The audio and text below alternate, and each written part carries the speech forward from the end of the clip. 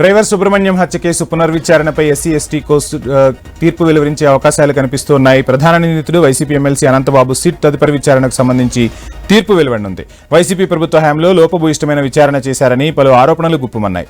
దీంతో సీఎంను డీజీపీని కలిసి తమ గోడు విన్నవించారు సుబ్రహ్మణ్యం తల్లిదండ్రులు. ఈ ఏడాది ఏప్రిల్లో పునర్విచారణకు ఏపీ ప్రభుత్వం ఆదేశించింది. కాకినాడ ఏఎస్పీ మనీష్ దేవరాజ్ పాటిల్ ఆధ్వర్యంలో ప్రత్యేక సిట్ కోర్టు తీర్పు అనంతరం కేసు విచారణ వేగవంతం కానుంది.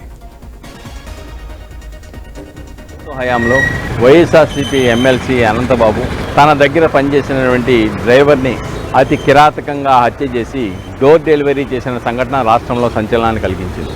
అయితే దాంట్లో ఆనాడు విచారణ సంస్థల మీద ఆనాటి ప్రభుత్వం తన యొక్క ఎమ్మెల్సీని కాపాడుకోవడానికి ఒత్తిడి తీసుకురావడం, ఆ ఒత్తిడి వల్ల ప్రాపర్గా సక్రమంగా సమగ్ర విచారణ జరపకుండా అనంతబాబు ఒక్కడి మీదే ఛార్జ్షీట్ దాఖలు చేసి ఆయన ఒక్కడే ఈ నేరం చేశాడని చెప్పేసి నిర్ధారిస్తూ ఛార్జ్షీట్ చేశారు.